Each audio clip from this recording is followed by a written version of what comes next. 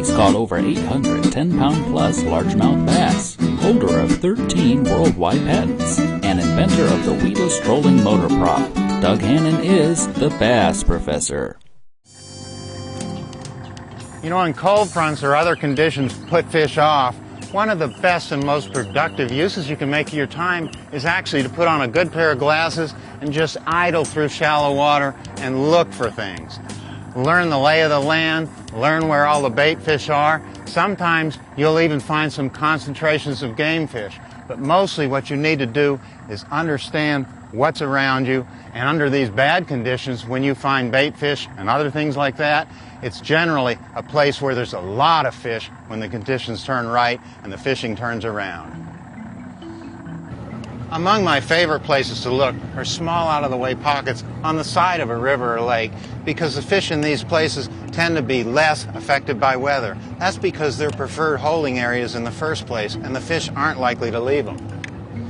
Even when these areas don't have obvious bass or game fish populations present, you can still tell if they're good holding areas because the bait fish will never leave. So you look for small schools of brim or shiners in any of these areas and come back when the fishing's good, and you'll likely find the bass as well. Major fish holding areas like docks, when all the conditions are right, can be tremendous fish magnets even in bad times. Fish tend to concentrate in these areas because bad weather tends to make the fish look for shelter, and overhead shelter is most important during a cold front. Whoa, look at this, a big school of bass. You know, just when you think you're not going to see any fish, there they are.